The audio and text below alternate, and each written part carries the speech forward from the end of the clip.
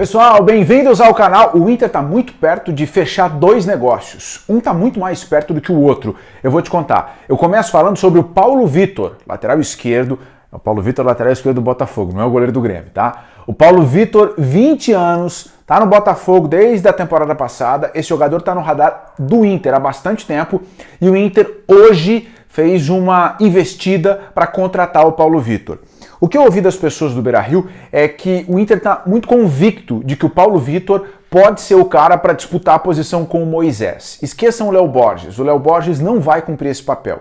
O Inter está buscando o Paulo Vitor com a ideia de que ele é um lateral ofensivo, que é um lateral com muita perspectiva de futuro, e o Inter fez uma proposta. O Botafogo não está topando o negócio, mas o Inter está tão convicto e o Botafogo está numa pendenga financeira tão grande que as pessoas do Beira-Rio estão muito otimistas de que vai dar negócio, ok? Para a gente entender, o Paulo Vitor chegou ao Botafogo depois de se destacar no Nova Iguaçu. Houve primeiro um empréstimo com uma opção de compra e ao final desse empréstimo o Botafogo comprou 50% dos direitos econômicos do Paulo Vitor. Hoje, os direitos dele estão divididos metade, Botafogo e Nova Iguaçu. O Botafogo tem a ideia de que é melhor esperar uma proposta de fora para negociar o Paulo Vitor com o clube do exterior, porque ele precisa muito de dinheiro. Mas o próprio Paulo Vitor vê a possibilidade de jogar no Beira-Rio como uma ótima para ele se valorizar. É possível que Inter e Botafogo façam um acordo para o Botafogo ficar com um percentual desse jogador quando ele for negociado para a Europa. As pessoas com quem eu falei têm a certeza de que o Paulo Vitor vai jogar na Europa, de que ele não vai ficar no Brasil durante muito tempo. O Inter está buscando um cara para disputar a posição com o Moisés e também de olho em receita com venda de jogadores. O Inter precisa também vender. Em menor quantidade que o Botafogo está numa situação financeira mais delicada, mas o Inter precisa vender também. Essa negociação do Paulo Vitor com o Botafogo, o Inter e o Nova Iguaçu, que detém 50% dos direitos, ela ainda vai demorar um pouquinho, mas pode se concluir ainda nessa semana. Sabe por quê? Porque hoje, segunda-feira, dia em que Diego Aguirre foi apresentado, a direção se reuniu e fez essa proposta. Além de tratar desse negócio, a direção nessa segunda-feira avançou na contratação de Bruno Mendes, zagueiro que está no Corinthians, 21 anos, ele é uruguaio, chegou no Corinthians depois de ser revelado pelo Montevideo Wanderers. O Montevideo Wanderers, junto com o Danúbio, é um dos clubes que mais revela jogadores no futebol uruguaio. O Bruno Mendes hoje ele não está jogando, ele é reserva. E o Corinthians pagou cerca de 3,5 milhões de dólares pela contratação desse jogador.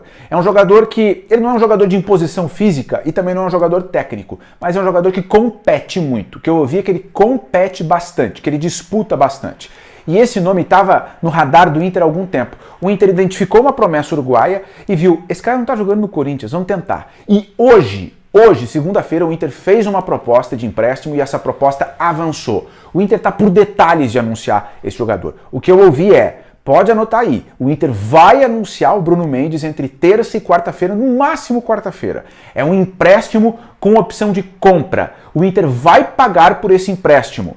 Por que o Inter vai pagar por esse empréstimo? Porque Inter e Corinthians não se acertaram sobre o envolvimento de um jogador do Inter no negócio, a troca de empréstimos. O Inter vai pagar 100% dos salários do Bruno Mendes aqui em Porto Alegre, não é um salário muito alto, pelo que eu ouvi, e o Inter vai pagar em 10 ou 12 vezes, de forma parcelada, o empréstimo desse jogador, ok? Eu tenho o valor, mas eu não tenho a moeda, por isso eu não vou citar aqui. Quando eu tiver, eu vou citar. Eu sei o valor, mas eu não sei se é euro, se é dólar ou se é real, e tem uma baita diferença. Então eu não vou citar, mas eu sei que vai ser parcelado. Então dá para imaginar que não é real, né? Se fosse real, o Inter não parcelaria em 12 vezes.